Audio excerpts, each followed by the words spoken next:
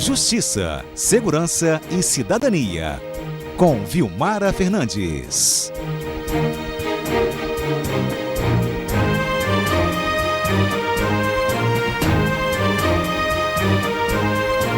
Vilmara, bom dia. Bom dia aí para os nossos ouvintes e para todos aqui. Nossos internautas que estão acompanhando a gente lá no YouTube também. Aliás, deixa eu dar aqui bom dia para o Giovanni e para o Hélio, para as pessoas que estão acompanhando a gente aqui pela TV, né, pelo YouTube, pela internet. São tantas possibilidades agora, né? Agora dá para ouvir pelo rádio, dá para ouvir pelo aplicativo, dá para ouvir pelo aplicativo na televisão, dá para ouvir pelo aplicativo no computador, no celular e dá para... Não tem desculpa para não ouvir a CBN Vitória. Onipresente, né, Patrícia? Oi? Onipresente. CBN Vitória, onipresente. Onde que você esteja, você pode levar a CBN Vitória com você. Acima, só Deus, né? É, exatamente. Mas vamos lá, gente. Olha, a situação que deixa a gente assim meio com pulga atrás da orelha, preocupado no mínimo, gente, é quando um júri tem que ter uma segurança reforçada por conta de ameaça às autoridades que vão fazer parte desse júri. Isso está acontecendo em Vitória hoje, não é isso, Vilmara? Exatamente. Trata-se de um júri popular aí, de um caso que ocorreu aqui em Vitória, e um dos réus está sendo julgado hoje, né? Então, por isso foi pedido esse reforço de segurança para o Fórum Criminal de Vitória, né? Que é ali em frente à Universidade Federal do Espírito Santo, na Avenida Fernando Ferrari. E o que aconteceu? É um júri popular de um réu que está sendo julgado pela morte de um jovem no ano de 2022, ali em Tararé. Era um rapaz de nome Felipe Antônio Chaves, que era conhecido como Cambalacho, e ele foi morto com vários disparos de armas de fogo. E o Ministério Público denunciou 5 pessoas pelo crime. Destas 5 pessoas, 3 são policiais militares. O processo deles caminhava, digamos assim, junto, né, para que todos fossem julgados, né, no mesmo júri. Mas, por conta de recursos que foram apresentados pelas defesas, o julgamento dessas pessoas, o júri dessas pessoas, eles foram separados, o chamado de desmembrados. Cada um vai ter praticamente um júri em separado. No momento, um já foi julgado e estaria sendo julgado o segundo, que é o que está acontecendo neste momento.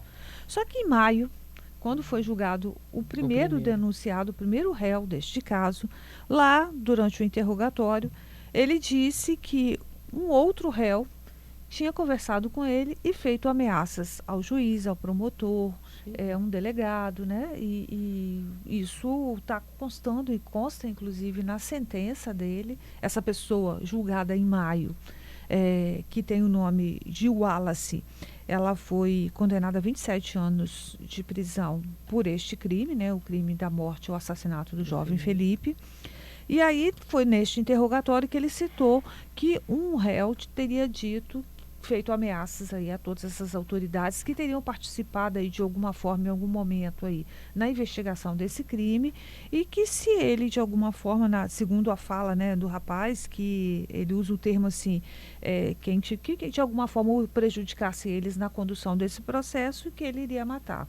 E diante disso, aí a justiça, né, o juízo da primeira vara criminal, que é responsável pela realização do tribunal do júri da capital, decidiu pedir o reforço aí da segurança. Porque ele é esse que está sendo julgado hoje.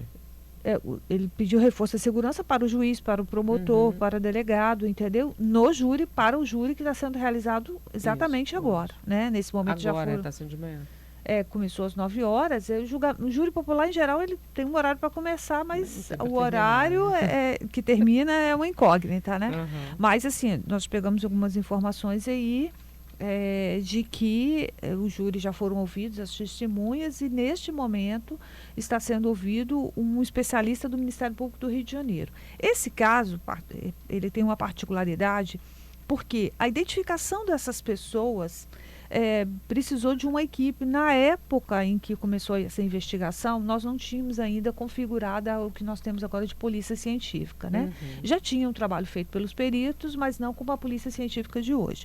De qualquer forma, na ocasião, o Ministério Público daqui pediu auxílio ao Ministério Público do Rio de Janeiro, uma equipe de investigação do Ministério Público do Rio de Janeiro, para fazer a identificação das pessoas pelas imagens, né? Porque esse crime foi cometido em Itararé, ali próximo à quadra, foi todo registrado, ou parte das cenas registradas pelas câmeras de vídeo monitoramento da prefeitura. E aí, nas investigações, eles levantaram várias imagens e pediram o apoio da equipe que chama até a equipe CSI lá, da investigação do Ministério Público do Rio de Janeiro, para que ajudasse o MP daqui, do Espírito Santo, nessa investigação. E eles fizeram uma série de identificações, né? Inclusive, a pessoa que está sendo julgada hoje também foi identificada nesse laudo lá, por este laudo lá do Ministério Público do Rio de Janeiro. Tem uma característica que ele pega as imagens que o identificaram, eles usam imagens do vídeo monitoramento e imagens que eles obtiveram, pessoais. Ele tem uma das coisas é a forma do andar e um movimento que ele faz no braço que é típico dele. Então, foram coisas que foram utilizadas. Essa prova, inclusive, foi questionada. Inclusive, até ontem à noite, esse julgamento poderia não ter ocorrido, porque a defesa tinha conseguido uma liminar para suspender a apresentação dessa prova, mas no final da noite o desembargador manteve as provas e também manteve a prova que a defesa conseguiu, questionando esse laudo, dizendo que as imagens não têm muita resolução, que essas questões de movimentos elas são comuns a todo mundo, enfim. No final das contas, tudo vai poder ser apresentado aos jurados e caberá aos jurados decidir, né, fazer a avaliação desses documentos. Enquanto nós estamos aqui conversando, neste momento, quem está fazendo lá a sua fala é a perita do Ministério Público do Rio de Janeiro, falando sobre essa investigação, como é que ela fez, né, esse levantamento e essa identificação. Provavelmente, né, no momento certo também, a defesa do réu também vai apresentar a sua prova, né, questionando essa identificação do Rio de Janeiro.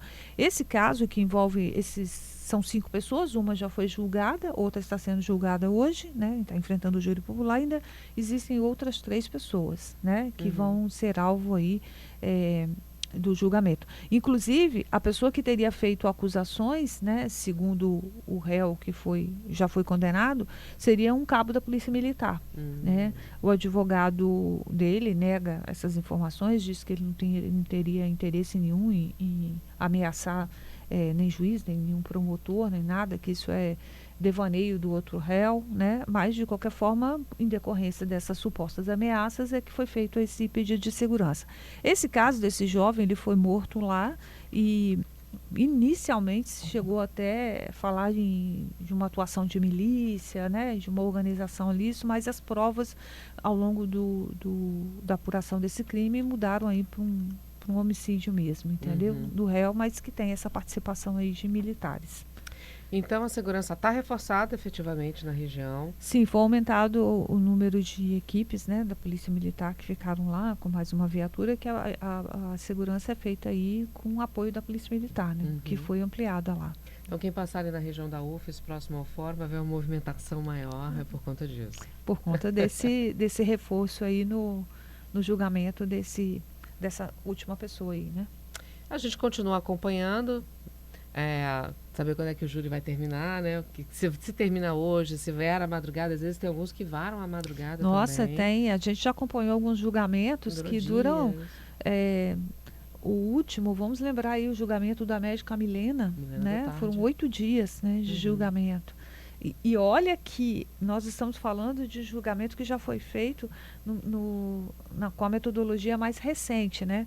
Porque antigamente eles tinham o que eles chamavam de consignar em ata, ou seja, tudo que as testemunhas estavam falando tinha que ser escrito também. Então isso demorava muito mais. Hoje não, é filmado. Né? Então, os depoimentos das testemunhas, o interrogatório dos réus, tudo é filmado. Então, isso agiliza o processo, né?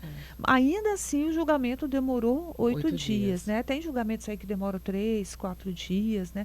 Ocorreu até recentemente, a gente também divulgou aqui, acho que nossos ouvintes podem lembrar, sobre um julgamento que foi anulado porque a hospedagem foi inadequada, né? Exatamente por durar mais de um dia, né? É oferecido à equipe aí de jurados e algumas pessoas também, às vezes até testemunhas de fora, que ainda não foram ouvidas, vão para um hotel, tem que dormir no hotel. Eles precisam ficar isolados, né? Exatamente. E aí, quando eles retornaram, foram para um hotel, quando chegaram lá no dia de manhã cedo, o juiz sempre pergunta como é que foi a condição do hotel, se estavam bem.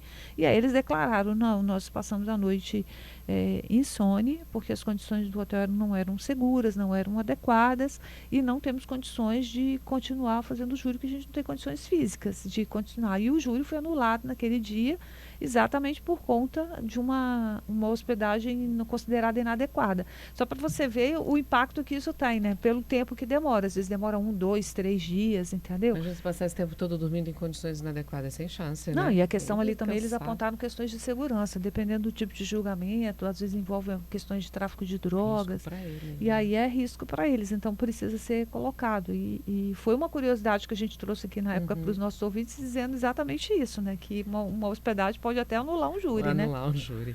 Bom, a gente vai continuar acompanhando esse de hoje, trazendo para você o resultado, então a conclusão desse júri reforçado para o julgamento desse caso, que foi em 2022, e claro, contando com a ajuda de Vilmara Fernandes. Vilmara, obrigada.